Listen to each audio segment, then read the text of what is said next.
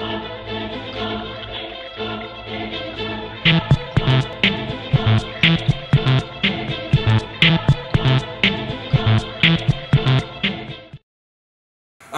been a long time pleasure of mine of seeing you on screen, on photos, on video. I mean, he is the guy who got me into cosplaying in the first place. Cool. So honestly, I'm having a little jitter.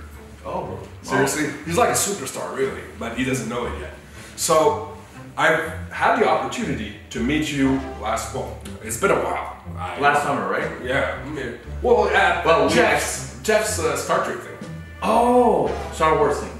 Yeah, sorry. Okay. Did I say so he's gonna shoot me.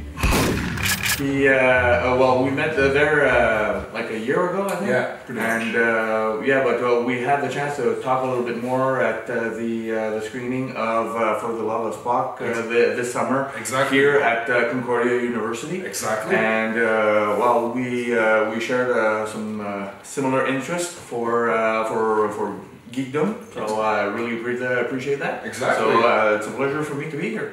Dude, I am so ecstatic. I guess the last weekend is the first time that really, got the ball rolling, really started talking, and you sort of hinted for Sam's. Yeah, well, SAM is an organization from Montreal. It's called Suicide Action Montreal, and it's an organization that I decided to support for a very specific reason. When I created my group, the Montreal X-Men, I decided to use that opportunity to give back to the community, to give back to society in any which way I can. And one of the ways I decided to do that was to think of worthy causes that touched me personally. The first organization I worked with was the Quebec Breast Cancer Foundation. Yep. And the reason why I decided to support that cause was because my mom was diagnosed with breast cancer. How long ago? I'd like to say 4 years ago. Okay, so 4 years ago she got her diagnostic. Yeah. You decided to raise money in order to support what she was doing. I didn't know what to do. I was helpless in like trying to make it better for her. She was she was undergoing chemotherapy, radiotherapy. Yeah. So it was a really tough year, or more than a year for her. Okay. So that was my way of trying to support her in some way, and she survived. So I'm very glad to hear that, to say that. Her healing factor kicked in. There you go. All right. It runs in the family. So the idea was, since I wanted to make sure that she kept on surviving and that I showed support, I decided to give back to the Quebec Breast Cancer Foundation. Sweet. Now, since then, tragedy hit home. Okay. My brother-in-law took his own life back in October. That's this year? This year. Well, in 2016, so on October 22nd. Okay. I got the call at a convention I was at in Saratoga Springs. And I couldn't continue on. I was stuck in upstate New York and didn't know what to do. It was late in the evening. I decided to listen to my girlfriend because she said, "Don't hurry back home. Okay. Just make sure that you finish your day on the Sunday, the fastest way possible to come back to me."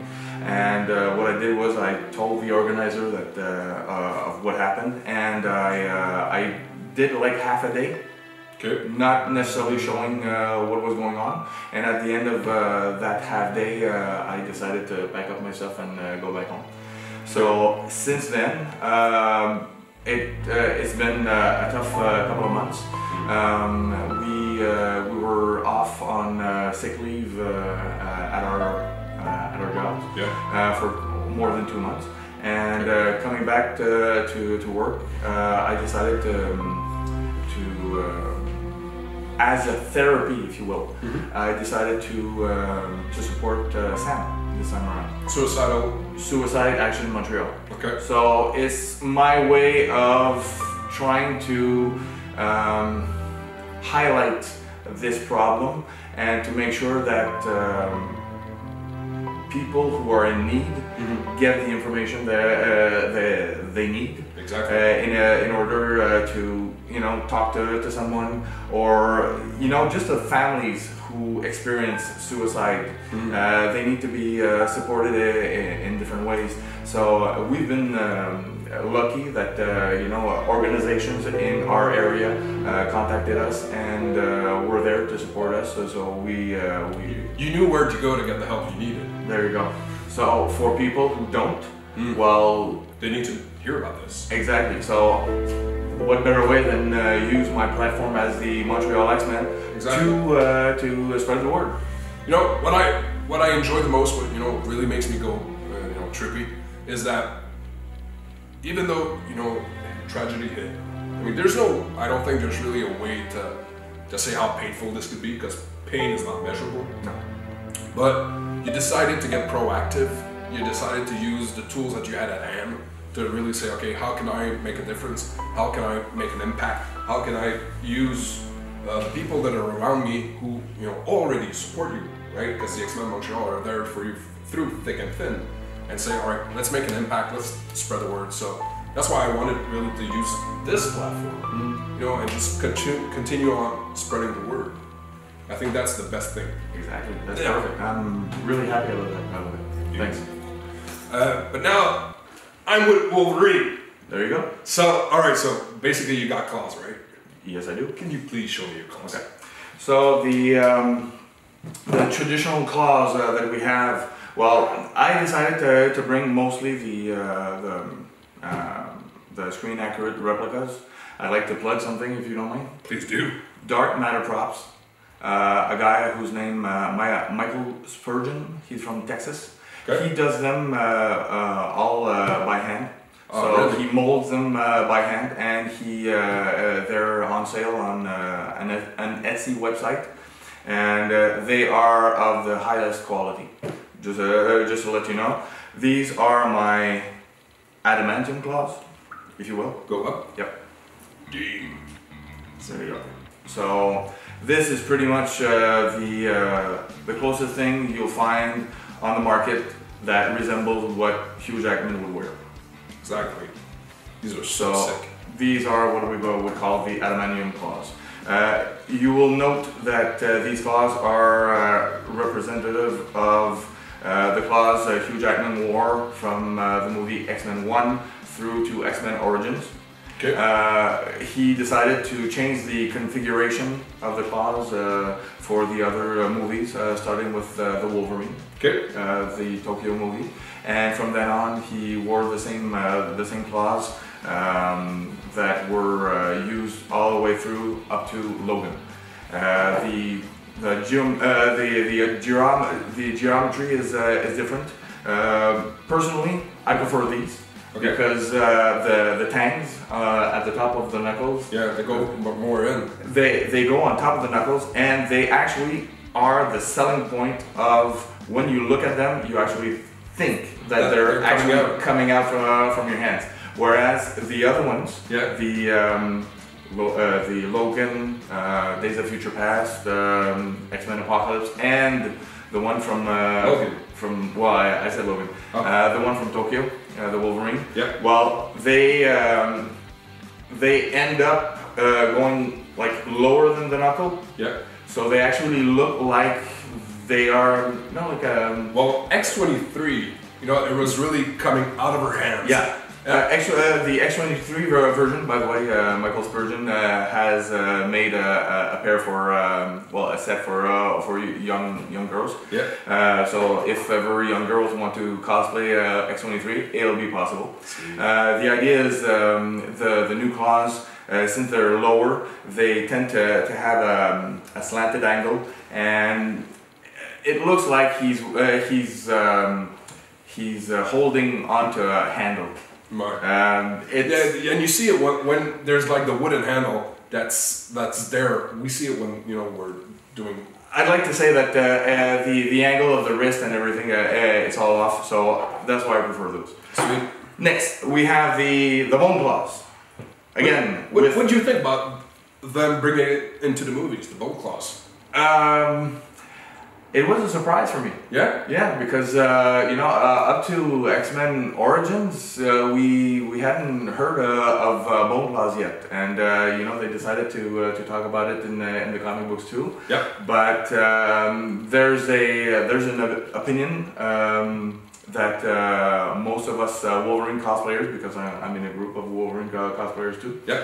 And some people think that it's kind of cool to have that mutant ability to be able to grow bone claws. Yep. But at the same time, it's kind of like having chopsticks coming out of your hands, and it's not as sturdy as adamantium. Well, so the strength level of a bone claw can be put into question. I remember the scene in X-Men Days of Future Past when he pops the bone claws out in front of Quicksilver, and Quicksilver's reaction is just ew. Exactly, they're gross. Instead of whoa, So you have they're knives coming out of his hands at that point, No, exactly. So they're kind of cool at the same time, and it still does the trick.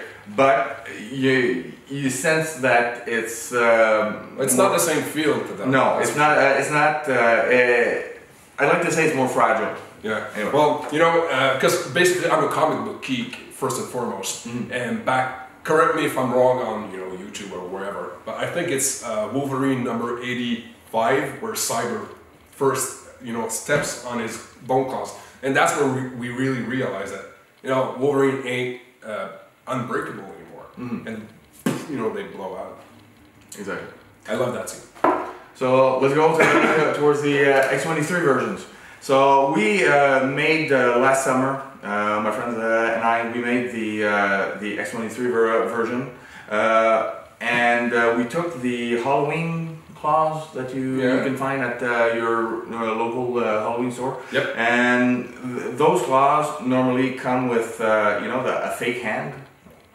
Yes. Okay, so they come with 3 claws and the fake hand. Yeah. So to be able to make it more realistic, what we did was we removed the fake hand. Yeah. And we dremeled the length of the claws so that it would fit a let's say a young woman with her forearms and everything, and we attached the claws with metal wires and a little plaque to put it all together. And I have an X-23 in my group, and once she puts them on, it's an amazing. Exactly. I know. The claws from the Halloween store are bigger. They're not screen accurate. If you can compare with the dark matter props, you see that the dark matter props are thinner, and I'd like to say they look a little better, but at the same time, I've noticed that I have a pair of the Halloween claws myself, and I use the Halloween claws mostly when I go to parades and stuff. So when I'm far away from the public, they show more. Because they're bigger. They're bigger, they show more, and they attract more attention. So, but at the same time, they're a pretty good alternative when you don't want to pay the extra money for screen accurate replicas. So, Mr. Logan, Mr. Wolverine, thank you for coming by. It's a pleasure, my friend. I'm really, ecstatic to have the time and the opportunity to hang out with Wolverine. Please do make sure that you go on Sam, just go and support the cause. Breast cancer also, whenever, I know that when he does his photo op, There's always that little box to put the money in. Yep. Please don't be shy to do it. I think it's the best way to really have an impact in somebody's life. Please come and see us at our different conventions. Our next convention will be the Cornwall and Area Pop event at the Cape on April 22nd, 23rd. And look us up on Facebook. We are at Montreal X-Men or Montreal Wolverine. That's my personal Facebook page. Mm-hmm. And if ever you're interested in cosplaying, if you love the X-Men, if you're interested in joining the group, giving back to the community, please private message me and we'll talk. All right, bub. I'm gonna have to see you way out. No problem. All right. Okay. That was great. Remember, I'm the best there is. The best there was.